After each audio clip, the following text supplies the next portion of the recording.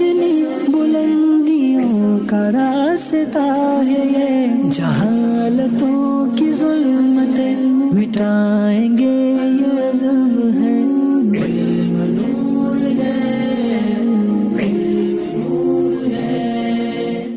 الحمدللہ رب العالمین والصلاة والسلام علی خاتم النبیین، اما بعد فاعوذ باللہ من الشیطان الرجیم، بسم اللہ الرحمن الرحیم۔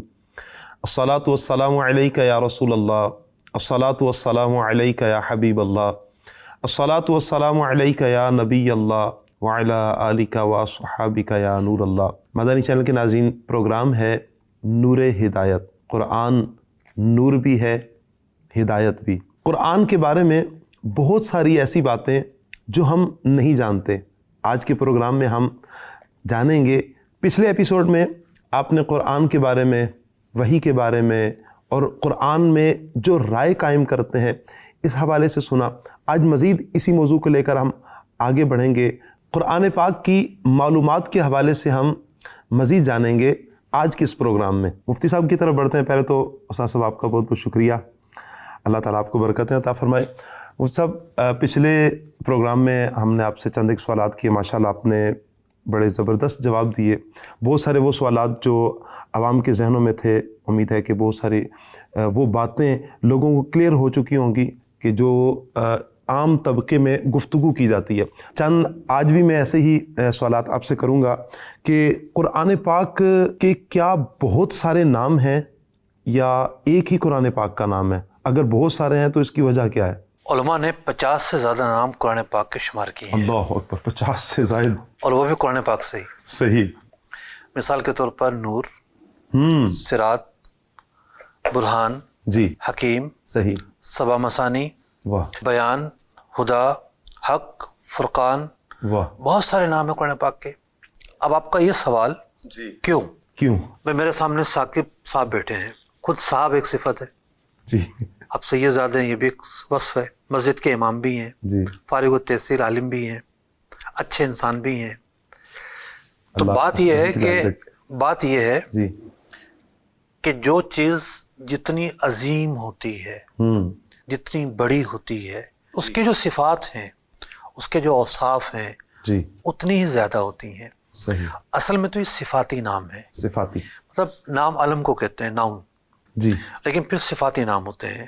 تو قرآن کریم جو ہے ایک ایسی کتاب ہے جس کی کوئی مثل نہیں، کوئی مثال نہیں، واہ، جو اپنی منزلت میں، رفت میں، بلندی میں اعلیٰ ہی اعلیٰ ہے۔ بے شک، تو اس کی پتہ نہیں کتنے صفاتی نام ہوں گے۔ کیا بات، یہ تو وہ ہیں جو ہم ادا کر سکتے ہیں، جی، یہ تو ہم اس پر بات کر رہے ہیں جی، کہ بھئی قرآن نے کیا بیان کیا ہے، ورنہ تو خود قرآن کے اوصاف بے شمار ہیں۔ کیا بات ہے۔ مطلب قرآن اتنی عظیم کتاب ہے، اور اس کے بارے میں قرآن پاک میں ہی ہے کہ اگر پہاڑ پر اتاری جائے تو قرآن کا وہ بوجھ برداشت نہ کر سکے، ریزہ ریزہ ہو جائے، جبکہ قلب مصطفیٰ صلی اللہ علیہ وسلم پر یہ قرآن پاک اترتا ہے۔ ہم کیفیت دیکھتے ہیں، نبی پاک صلی اللہ علیہ وسلم تو عام زندگی گزارتے ہیں۔ ان دونوں باتوں میں آپ تطبیق کیسے ارشاد فرمائیں گے؟ دیکھیے، آپ نے جو سوال کیا ہے، جی، یہ دونوں ہی پہلو قرآن نے بیان کیے ہیں۔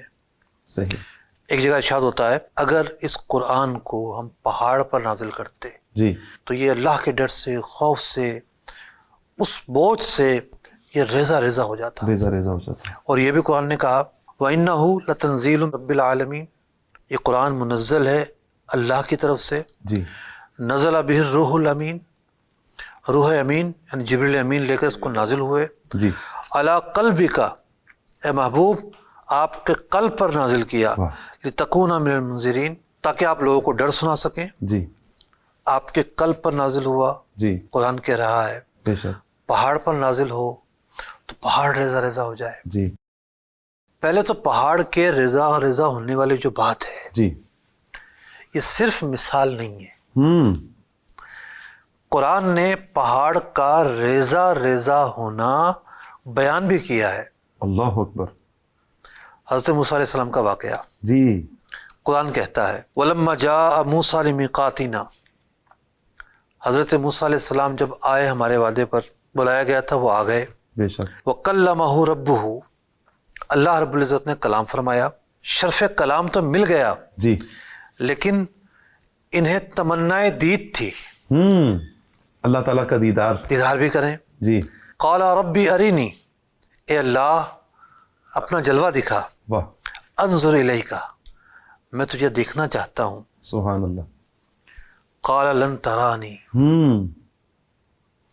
میرا جلوہ نہیں دکھ سکے گا. انظر الی الجبل، وہ جو پہاڑ ہے جی. اس کی طرف دیکھ. پہاڑ کی طرف دیکھ.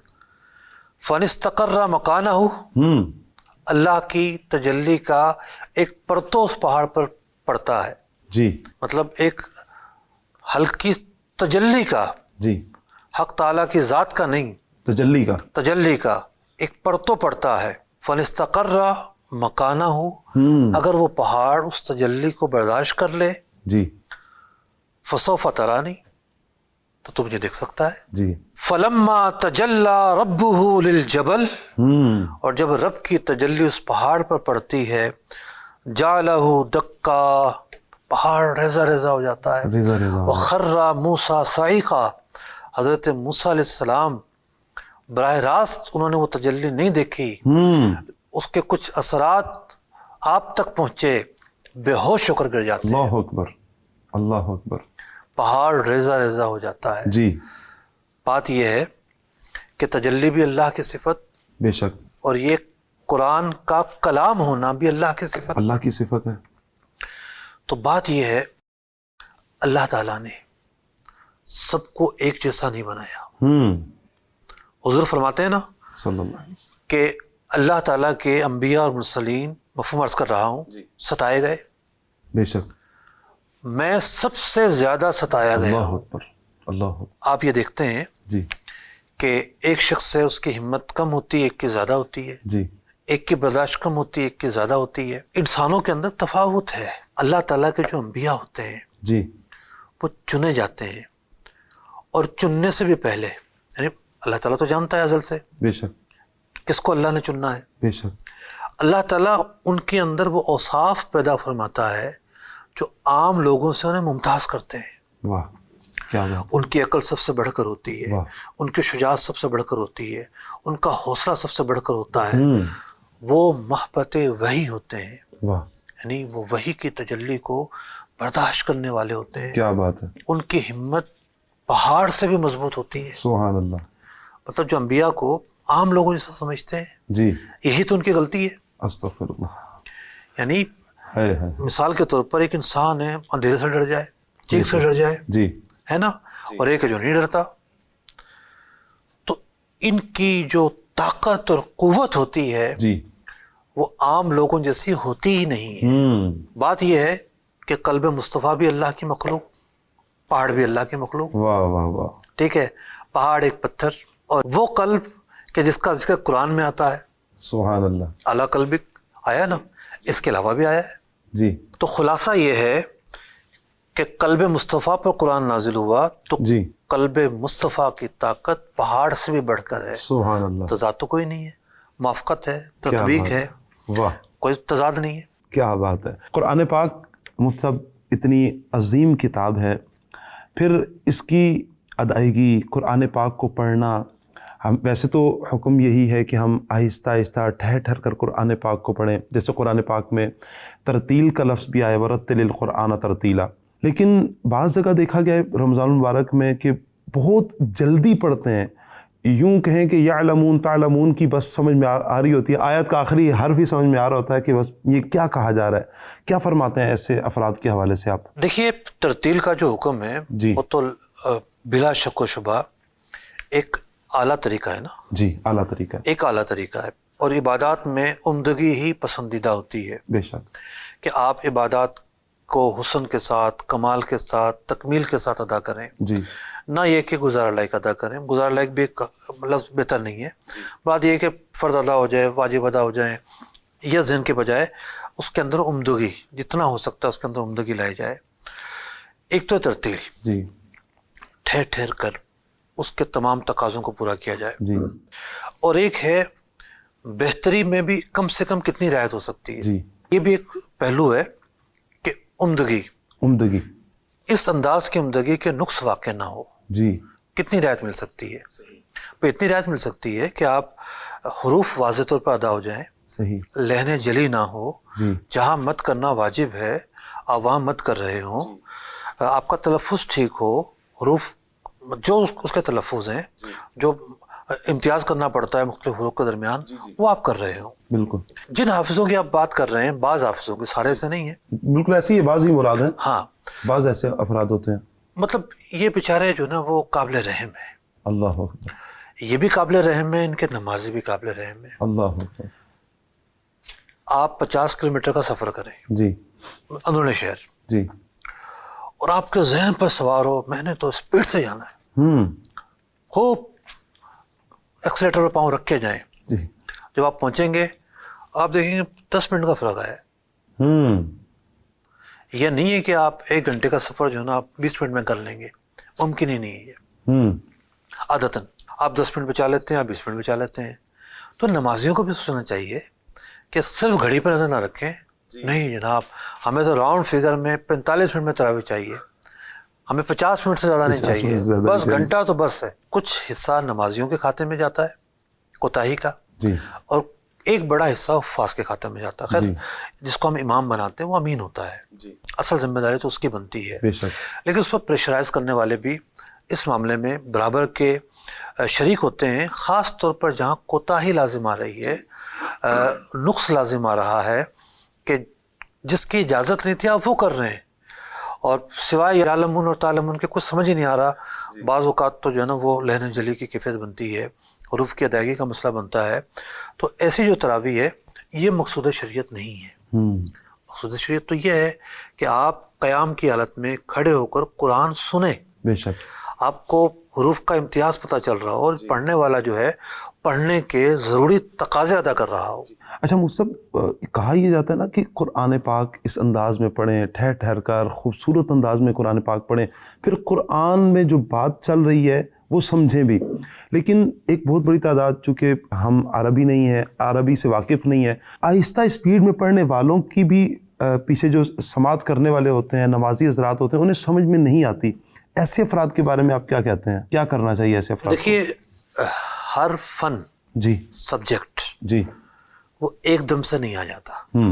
اگر ہم قرات کی بات کریں، ہم ترجمے پہ نہیں جا رہے، ہم تفسیر پہ نہیں جا رہے، صرف قرات پہ جا رہے ہیں، تو قرات کے اندر بھی ایک انسیت ہوتی ہے۔ جی،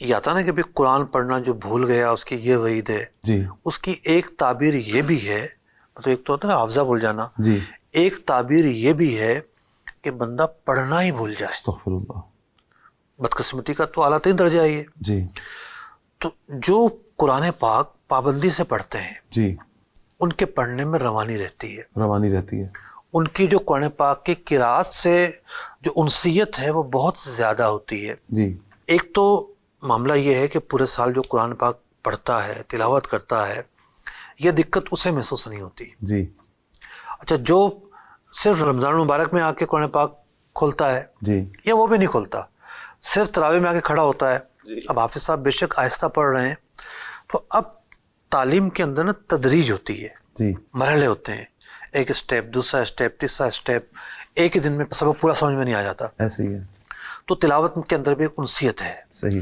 جتنا آپ کا اشتغال ہے، جتنا آپ وقت دیتے ہیں، اس قدر ہی انسیت میں اضافہ ہوتا چلا جاتا ہے۔ بالکل، تو ایک طریقہ یہ بھی اپنایا جا سکتا ہے کہ مثال کے طور پر حافظ صاحب نے پہلا پارہ پڑھنا ہے، جی تو بجائے اس کے کہ پہلا پارہ آپ دوسرے دن پڑھیں، اب وہ پہلا پارہ پڑھ چکے ہوں۔ عام طور پر جو حفاظ ہیں وہ شروع میں 1.5 پارہ پڑھتے ہیں، جی، تو آپ نے وہ 1.5 پارہ فجر سے شروع کر لیا اور مغرب تک جو بھی آپ کو موقع ملا، ایک نشست میں 2 نشست میں ختم کر دیا۔ اب آپ وہ پڑھ کر جائیں گے تو کیا بات، صورتحال تبدیل ہوگی بالکل ایسے، اور ایک انسیت ہوگی۔ اچھا جو لوگ قرآن پاک پڑھتے رہتے ہیں، مستقل نمازی ہوتے ہیں، تو ان کو بہت زیادہ لطف آ رہا ہوتا ہے۔ بالکل، اچھا جن کو لطف نہیں بھی آ رہا، اصل یہ ہے کہ اسٹارٹنگ تو لینی ہے نا، جی ٹھیک ہے۔ مثال کے طور پر ایک آدمی پہاڑ پر چڑھنا چاہتا ہے، جی، کامیاب ہو جائے گا لیکن پہلے دن کامیاب نہیں ہوگا۔ تعلیم کے اندر مرحلہ وار تدریج یہ ایک فطری عمل ہے۔ بالکل، تو قرآن سننا بھی ایک فن ہے، اس کے اندر بھی ایک انسیت ہے، جی تو یہ بھی ایک دم نہیں آ جاتی۔ جی، کیا بات ہے. اچھا مفتی صاحب، قرآن پاک جیسے آپ ماشاءاللہ پڑھنے کے حوالے سے بھی ارشاد فرما رہے ہیں کہ ہمیں آہستہ بھی پڑھنا چاہیے. بہت سے افراد ماشاءاللہ رمضان المبارک میں بھی قرآن پاک پڑھتے ہیں، اور ایک بہت بڑی تعداد یوں بھی ہے مسلمانوں کی کہ جن کی روٹین میں شامل ہے وہ قرآن پاک پڑھتے رہتے ہیں، ہر روز قرآن پاک کی تلاوت کرتے ہیں. تو کیا ہر فرد کا قرآن پاک پڑھنا یہ ایک جیسا ہی ہے؟ فوق کل ذی علم علیم، ہر علم والے کے اوپر ایک علم والا ہے. سبحان اللہ. ایک عام آدمی بھی علم رکھتا ہے، جی. ایک حافظ قرآن بھی علم رکھتا ہے، ایک مفسر بھی علم رکھتا ہے. جی. ٹھیک ہے. ایک اللہ کا ولی بھی علم رکھتا ہے. جی. سب کا علم ایک جیسا کیسے ہو سکتا ہے؟ علم اللہ کا نور ہے. بے شک. علم کا معنی ہے انکشاف. ہوتا نہیں، آپ کسی کمرے میں جاتے ہیں، دروازہ کھلا ایک کمرہ آ گیا، جی. پھر دروازہ کھلا دوسرا کمرہ آ گیا، جی. پھر پردہ ہٹا ایک نیا جہان آ گیا. جی. تو علم کا معنی ہے انکشاف. جی. انکشاف انکشاف انکشاف. قرآن تو ایک سمندر ہے. جی. اس سمندر میں جس کا جتنا زیادہ اشتغال ہوگا، جی. ایک ہی آیت ہے مثال کے طور پر، ایک آدمی نے پڑھی اس سے 10 معنی حاصل کیا، جی. ایک نے پڑھی اس نے اس سے 15 نتائج حاصل کیے، ایک نے پڑھی اس نے اس سے 20 فوائد حاصل کیے. جی. ابھی فلسطین کے مسلمانوں پر ظلم اور قہر جاری ہے. اللہ پاک ان کی مدد فرمائے، آمین آمین اور آمین ان کو حوصلہ عطا فرمائے. آمین. میں نے ایک تصویر دیکھی، جی. کس نے شیئر کی ہوئی تھی، کہ ایک عاشق قرآن کا گھر برباد ہو گیا. بم جب پڑتا ہے تو کیا ہوتا ہے؟ ایسے ہی ہے، برباد ہو جاتا ہے. برباد ہو جاتا ہے سب کچھ. اب وہاں سے مصحف شریف نکلا، صحیح. قرآن پاک. قرآن پاک. جی. ایک ایک صفحے پر 50 سے 60 جگہ نشاندہی کی ہوئی تھی، اللہ اکبر. کچھ نہ کچھ لکھا ہوا تھا. اللہ. کیسا قرآن پڑھنے والا تھا یہ واہ ہے، واہ. کہ قرآن پڑھتے ہوئے یقینی طور پر ایک دفعہ نہیں لکھا ہوگا، ایک دفعہ جی. پڑھا، کچھ نئے جان کھلے کچھ سمجھ میں آیا تو لکھ دیا. پھر نئے جان کھلے کچھ اور جی. لکھ دیا، پھر نئے جان کھلے کچھ اور لکھ دیا. تو آپ جب کسی بھی فن کو پڑھتے ہیں، اس میں آپ مشغول ہوتے ہیں، جی. تو آپ کا جو ملکہ ہے اس میں اضافہ ہوتا ہے. جی. علم نور ہے نا، جی. جان کھلتے ہیں. پھر ایک ہوتے ہیں معرفت کے جان. اولیاء اللہ کیا ہوتے ہیں؟ واہ. اولیاء اللہ جو ہیں اللہ کی محبت میں ڈوبے ہوتے ہیں. کیا بات ہے. سبحان اللہ. حضور سیدنا غوث اعظم رضی اللہ تعالیٰ عنہ، رضی اللہ عنہ. آپ کی کتاب ہے فتح الربانی. واہ. فتح کہتے ہیں شرح صدر کو. سبحان اللہ. مثال کے طور پر ایک استاد ہے، بڑا مشکل سبق بڑے آسان الفاظ میں سمجھا دے، جی. تو کیا ہے کہ اس پر وہ مضمون، وہ کنٹینٹ پوری طرح سے واضح ہو چکا ہے. جی. خود ہی سمجھ میں نہ آئے تو بندہ کیا سمجھائے گا؟ جی. تو فتح ایک خاص اصطلاح ہے صوفیہ کی، کہ سینہ کھلا ہونا. صحیح. اور ایک ولی اللہ کا جی. اور ایک غوث اعظم کا، سبحان اللہ. مطلب اللہ کا سب سے بڑا ولی جو ہے، جی. صحابہ کرام کی بات ہو رہی ہے، مخصوص تناظر میں سب سے قریب ہوگا. بے شک. ان کی معرفت کا کیا عالم ہوگا سبحان اللہ. جب وہ قرآن پڑھتے. تو بعض آیات کی انہوں نے تشریح کی، پھر واہ. ان آیات میں کیا کچھ ہے انہوں نے وہ بیان کیا. سبحان اللہ. تو یہ ایک مثال ہے. جی. بعض اوقات تو یہ ہوتا ہے کہ وقتی طور پر بعض اولیاء استغراق میں چلے جاتے ہیں، اللہ اکبر. جذب میں چلے جاتے ہیں، اتنی لذت اور سرور انہیں حاصل ہوتا ہے جی. قرآن پڑھنے سے. اچھا، فتح الربانی ایک جھلک ہے جی. حضور سیدنا غوث اعظم رضی اللہ تعالیٰ عنہ کے علوم، اللہ کی معرفت کے جو علوم ہیں اس کے تعلق سے ایک جھلک ہے. جی.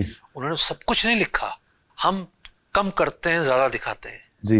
ان کا معاملہ یہ نہیں ہے. میں نے ایک اور کتاب پڑھی امام جلال الدین سیوطی علیہ الرحمہ کی، رحمۃ اللہ علیہ. ایک آیت مبارکہ ہے جی. سورہ بقرہ کی، اللہ ولی الذین آمنوا یخرجهم من الظلمات الی النور. سبحان اللہ. امام جلال الدین سیوطی یہ آیت پڑھ کے جوش میں آ گئے ہوں گے، اللہ اکبر. اور جذب اور سرور کی نہ جانے کیا کیفیت ہوگی، واہ. کیا احساسات ہوں گے. پورا ایک رسالہ اس آیت کے امتیازات، اس آیت کے عجائبات، کیا بات ہے. فنی حسن، بلاغت، فوکس ان کا بلاغت ہی تھا. جی. جی.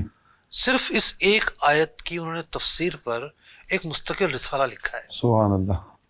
آپ چلے جائیں امام فخر الدین رازی کی طرف، جی. ایسا لگتا ہے کہ انہیں لوگوں کی دقت کا اندازہ تھا، کہ لوگ کتنا پڑھ پائیں گے جی. یا میں ایک ہی آیت کو لے کر بیٹھا جی تو تکمیل کیسے ہو پائے گی. جی اچھا ایک یہ بھی پہلو ہے کہ بھئی یہ آیت جو ہے نا بس یہاں کے بعد کسی اور نے تفسیر کی آپ وصال فرما گئے تھے. جی یہ بھی ہے. پڑھیں معرفت کا جہان ہے واہ کہ اس میں اللہ نے یہ بھی فرمایا تو یہ بھی نقطہ حاصل ہوا تو یہ بھی کیفیت حاصل ہوئی. آپ جائیں امام قرطبی کی طرف، سبحان اللہ. 10 سے کم تو عدد نہیں ملتا کہ اس آیت کے تحت 10 نکات بیان کروں گا میں. کیا ٹھیک بات ہے. تو بات یہ ہے کہ ہر ایک پڑھنے والے تک ہے. ہر ایک کی معرفت، ہر ایک کی جستجو، ہر ایک کا سرور، ہر ایک کی کیفیت، ہر ایک کی منزل اور ہر ایک کی پرواز ایک جیسے نہیں ہوتی. کیا بات ہے.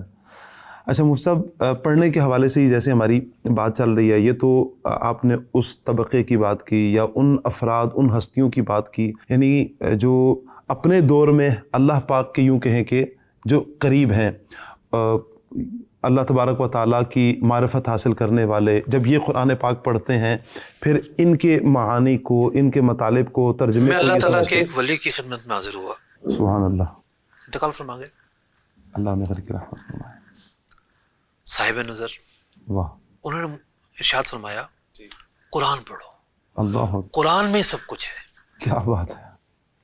ان کے الفاظ یہی تھے کیا بات ہے. کہ قرآن میں سب کچھ ہے. واہ. ہوتا نہیں کہ بندہ جاتا ہے کسی کے پاس کوئی وظیفہ بتا دیں، کچھ جی فلاں بتا دیں، تو مطلب میرے الفاظ نہیں تھے یہ، میں تو جی. مطلب نصیحت کا کہا تھا. جی قرآن پڑھے، قرآن ہی میں سب کچھ ہے. واہ.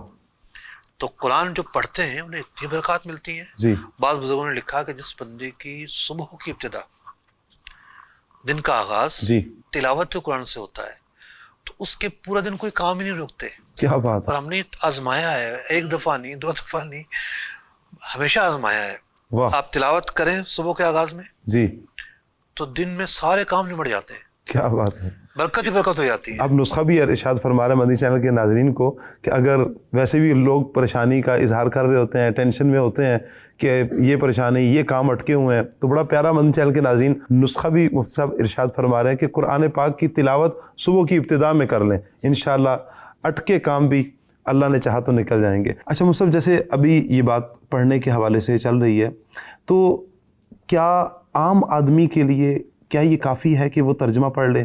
جب وہ ترجمہ پڑھے گا تو اس کی کیفیت بھی، تو جیسے ابھی آپ کیفیت کی بات کر رہے ہیں کہ بزرگان دین کی کیا کیفیت ہوگی، تو عام آدمی جب پڑھے تو کیا ترجمہ وہ پڑھ لے تو اسے بھی وہ کیفیت مل جائے گی؟ دیکھیے، نور علی نور سے کوئی انکار نہیں کر سکتا. جی تلاوت پڑھنے کی اپنی اہمیت، تلاوت کرنے کی جی اپنا سرور. جی ترجمے کے ساتھ جب آپ قرآن کی تلاوت کرتے ہیں، ترجمہ آپ نے پڑھا ہوا ہے یا ترجمے کا مفہوم آپ کے ذہن میں ہے، جی جب آپ صرف تلاوت کرتے ہیں تو اس تلاوت کے ذوق میں اضافہ ہو جاتا ہے. جی اب رہی بات ترجمے کی، جی ہم ترجمے کے مخالف نہیں ہیں. بے شک. ہم یہ چاہتے ہیں کہ ترجمہ منکشف ہو جائے آپ پر. ترجمہ ایک کنٹینٹ ہے، جی جب اس کنٹینٹ کا مزید پس منظر سمجھتے ہیں کہ اس کا شان نزول یہ ہے. میں نے آج آتے ہوئے تیاری کرتے ہوئے جی ایک لفظ کی تشریح دیکھی، جی سینے میں مطلب ایک عجب کیفیت تھی. اچھا ماشاء اللہ، ایک لفظ کا یہ معنی. کیا بات. تو بات یہ ہے کہ ہم تو یہ چاہتے ہیں کہ وہ ترجمہ مزید کھل کے آپ کے دل و دماغ میں اترے. جی اب 2 طریقے ہوتے ہیں. تراجم کے ساتھ حاشیے ملتے ہیں، جیسا کہ تفسیر خزائن العرفان، جی تفسیر نور العرفان، یہ دونوں حاشیے ہیں.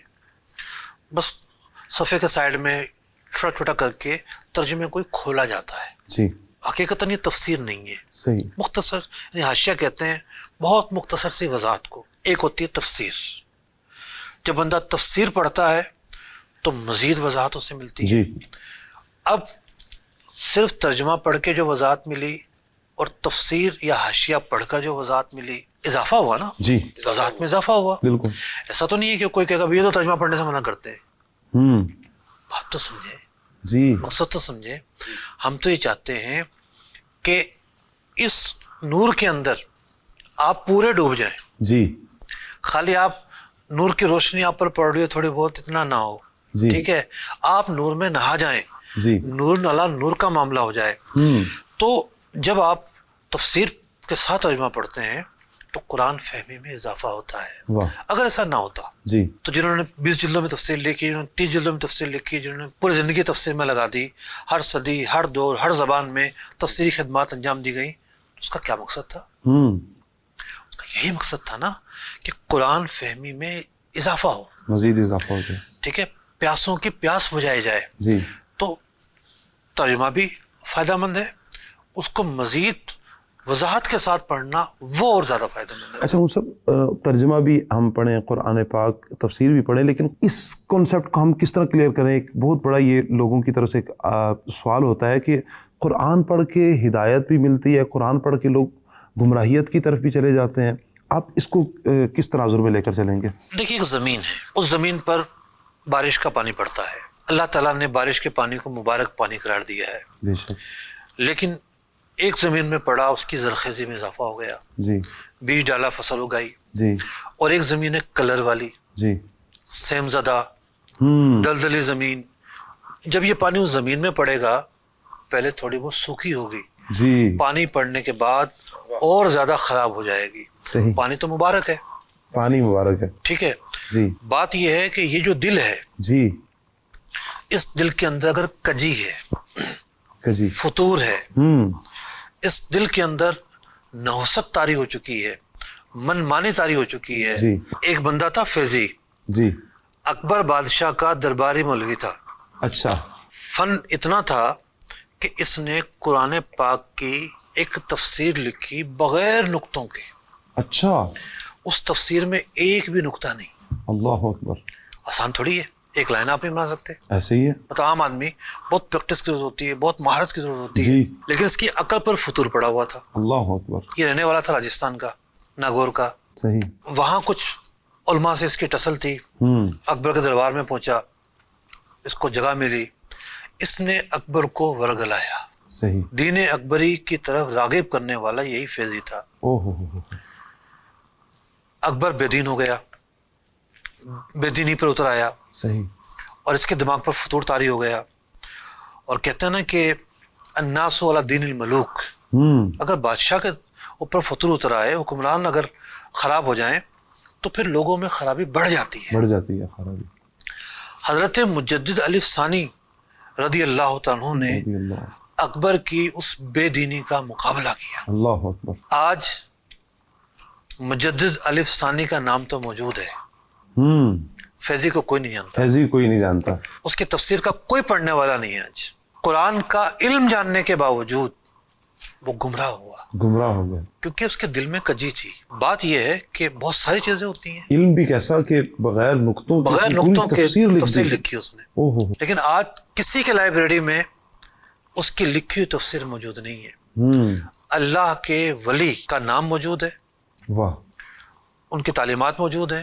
ظاہر بات وہ تعلیمات بھی اللہ کا دین بے شک لانے کے لیے تھی، بے شک ایسی ہے، اس پر مشتمل تھی، قرآن پر مشتمل، حدیث پر مشتمل تھی. کیا بات. ٹھیک ہے، ان کے نام لیوا تو موجود ہیں، فیضی کا جاننے والا کوئی نہیں ہے. اچھا مفتی صاحب، ماشاء اللہ آپ جس طرح رہنمائی فرما رہے ہیں قرآن پاک کے حوالے سے، ایک تھوڑا سا ہٹ کر سوال میں آپ سے کر رہا ہوں، کیا قرآن پاک میں عورتوں کا ذکر بھی ہے؟ کیوں نہیں ہے؟ اچھا ٹھیک ہے، عورتوں کا ذکر ضرور ہے، لازمی طور پر ہونا ہے اور موجود ہے.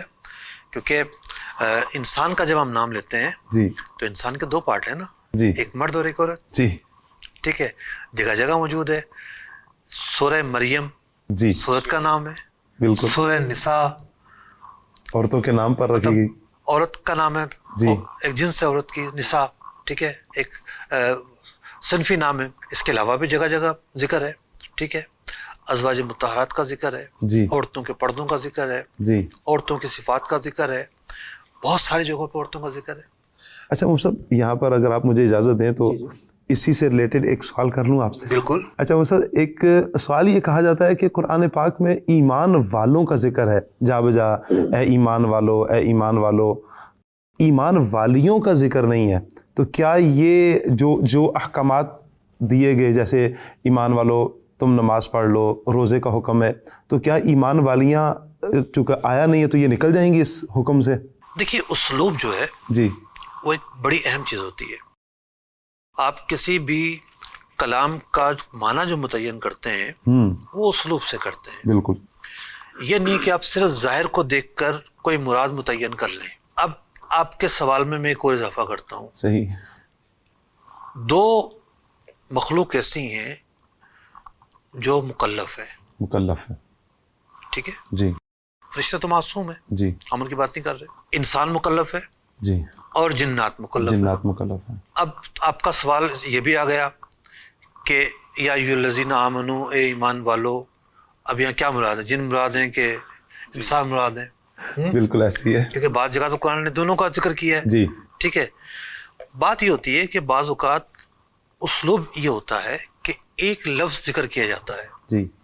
اور وہ لفظ دیگر اصناف کو کور کر رہا ہو. تو مرد اور عورت کو اگر لیں تو مرد فوقیت رکھتے ہیں, جی. تو مردانہ صیغہ لا کر بیان کر کے صرف جو ہے وہ ایک لفظ لا کے تمام افراد مراد لے لیے گئے. جی. اس میں عورتیں بھی داخل ہیں, جنات بھی داخل ہیں. ورنہ جو ہے اقیم الصلاۃ کا مطلب یہ نہیں ہے کہ عورتیں جو ہے وہ نماز نہ پڑھیں. وسجدوا کا مطلب یہ نہیں ہے کہ عورت سجدہ نہ کریں.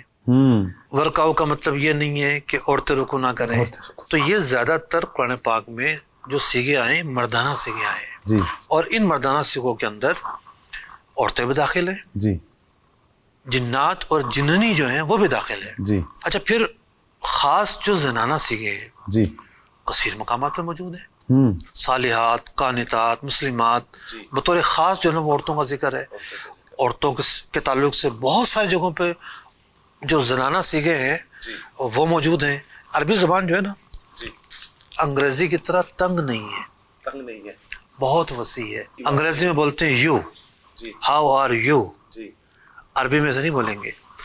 عربی میں مرد اگر ہوگا تو یو کے لیے الگ لفظ آئے گا, عورت اگر ہوگی تو یو کے لیے الگ لفظ آئے گا. یو واحد کو بولتے ہیں, جمع کو بولتے ہیں. عربی میں ایک ہوگا تو الگ لفظ آئے گا, دو ہوں گے تو یو کے لیے الگ لفظ آئے گا, دو سے زیادہ ہوں گے تو یو کے لیے الگ لفظ آئے گا.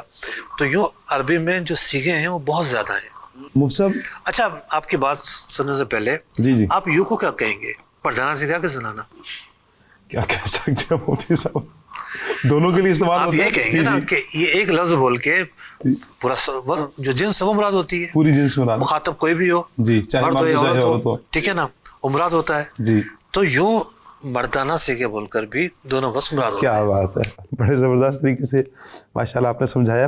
اچھا مفتی صاحب, ہم نماز میں سجدہ کرتے ہیں, ویسے بھی سجدہ شکر بھی کرتے رہنا چاہیے. اللہ تعالیٰ کی عبادت جیسے ہی تصور میں آتی ہے تو سجدہ جو اللہ تعالیٰ کا قرب پانے کا ایک ذریعہ ہے. لیکن عبادت میں کچھ اور بھی تو کیفیات ہیں.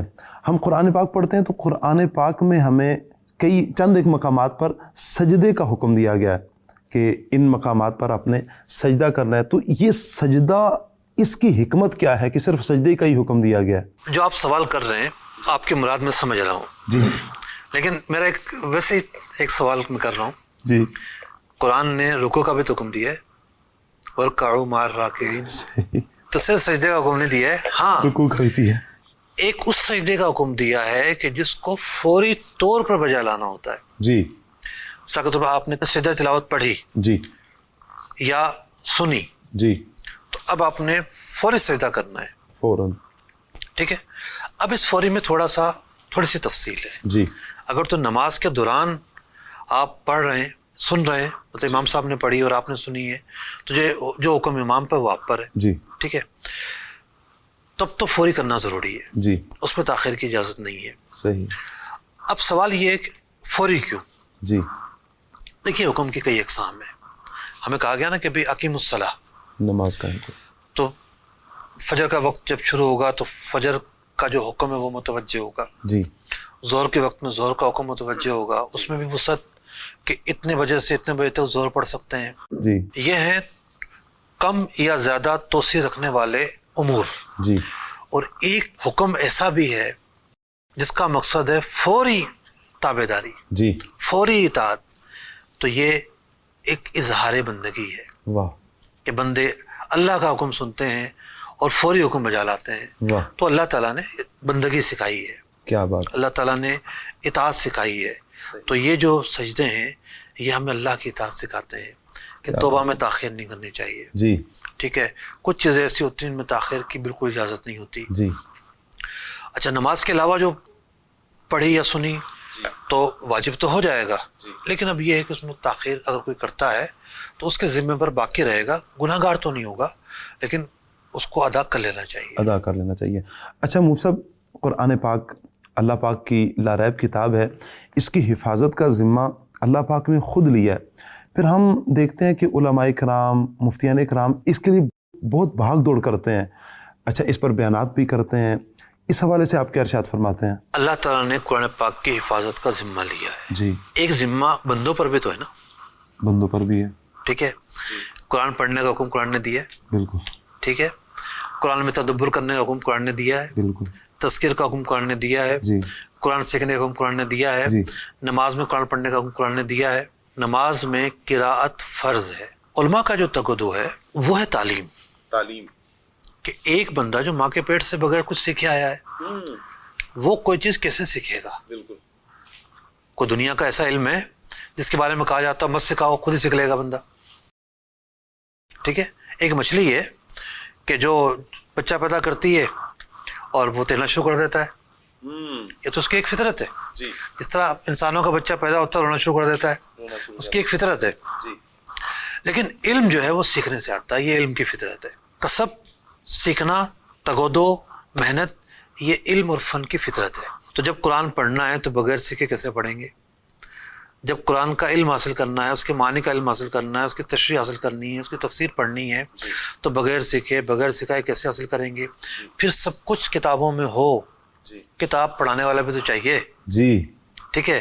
تفسیر کی کتاب تو ہے، بے شک وہ اردو میں ہے، جی، سارے لوگوں کے اذہان ایک جیسے تو نہیں ہوتے نا، ایسے ہی ہے، ایک وہ ہے کہ جس نے پڑھ پڑھ کے رسوخ حاصل کیا ہے، جی، معنی مفہوم بیان کرنے میں قادر ہے۔ تو علماء کی تگو دو کا ایک بڑا حصہ متعلق ہے تعلیم و تربیت کے، تعلیم و تربیت کے، درس و تدریس کے۔ اب قرآن پاک یاد کرنا، ٹھیک ہے؟ قرآن پاک یاد کرنا ایک سنت کی ادائیگی کے لیے ضروری ہے، جی، کہ بھئی جب تراویح میں آپ قرآن پڑھیں گے، جی، قرآن حفظ ہوگا تو پڑھیں گے نا، ایسے ہی ہے، ٹھیک ہے؟ وہ ایک فریضے کے لیے ہے۔ جی، پھر دوسری بات یہ ہے کہ اللہ کی جو مشیت ہے جی، کہ قرآن محفوظ رہے گا، کس طور پر محفوظ رہے گا؟ محفوظ تو رہے گا، جی، کس طور پر محفوظ رکھا جانا اللہ کی مشیت ہے۔ جی، بھئی عین ممکن ہے کہ قرآن سینوں میں رہے، حافظ بنتے رہے، کوئی قرآن میں گڑبڑی نہ کر سکے، جی، یہی اس کی حفاظت کا سبب قرار دیا گیا ہو۔ جی، ہوتا ہے نا کہ بعض چیزیں جو ہیں ان کے اسباب بھی مقرر کیے جاتے ہیں۔ بالکل، اللہ تعالیٰ نے انسان کو پیدا کیا ہے، غذا کو انسان کی حیات قرار دیا گیا ہے کہ نہیں؟ جی، بالکل، مطلب ایک انسان نہ کھائے، کیسے زندہ رہے؟ قرآن نے کہا ہے نا کہ بھی مردار کھانے کی اجازت ہے، مردار کھانے کی حالت استقرار میں استقرار میں، جب کوئی بھوک سے مر رہا ہو، جس مردار کو خود قرآن نے حرام قرار دیا، جی، وہی اس کیفیت میں قرآن حلال قرار دے رہا ہے، جی، مجبوری میں، تو اس لیے قرار دے رہا ہے کہ غذا ضرورت ہے، اعلیٰ درجے کی ضرورت ہے، جی، تو اللہ نے غذا پر انسان کی حیات کو موقوف رکھا ہے۔ جی،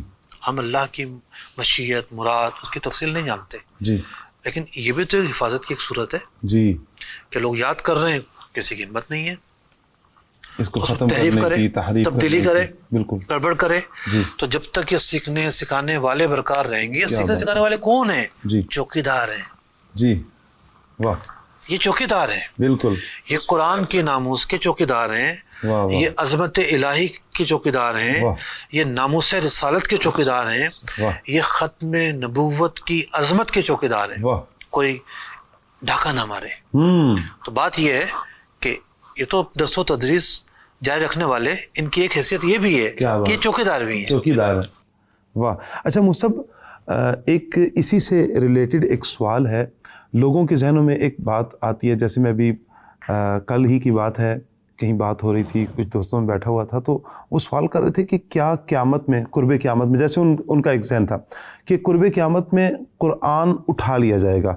اچھا، اس اٹھانے سے لوگوں کے ذہن میں یہ سوال آتا ہے کہ قرآن جیسے ہم رات کو بند کریں گے اور صبح جب قرآن کھولیں گے تو صرف خالی ورق ہوں گے، حروف اٹھ جائیں گے، آسمان کی طرف چلے جائیں گے، اس کی کیا حقیقت ہے؟ دیکھیے، یہ مضمون بہت ساری صحیح احادیث سے ثابت ہے۔ صحیح، حضرت ابن مسعود رضی اللہ عنہ فرماتے ہیں کہ قرآن پر ایک رات ایسی آئے گی کہ مصحف اور کسی کے دل میں کوئی آیت پاکی نہیں بچے گی. اللہ اکبر.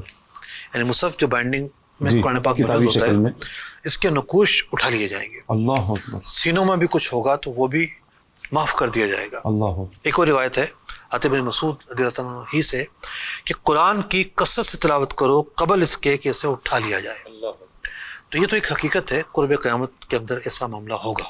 مدنی چینل کے ناظرین، آج ہم نے قرآن پاک کے حوالے سے سنا. قرآن پاک کا علم حاصل کرنا یہ بھی ایک پورا ایک یوں سمجھے کہ ایک جہان ہے. قرآن پاک میں غوطہ زن ہونا، اس کے معانی کو، اس کے مطالب کو سمجھنا، یہ بھی ایک فن ہے، ایک جہان ہے. اور قرآن پاک کی تلاوت کرنا یہ بھی ایک جہان ہے. اس کی بھی منزلیں ہیں، اس کے بھی درجات ہیں. اللہ پاک سے دعا ہے اللہ پاک قرآن پاک پڑھنے، سیکھنے، سمجھنے کے درجات میں ہمیں ترقی عطا فرمائے. آمین بجاہ خاتم النبیین صلی اللہ علیہ وسلم. صلو علی الحبیب صلی اللہ تعالی علی محمد صلی اللہ علیہ وسلم. علم روشنی بلندیوں کا راستہ ہے یہ، جہالتوں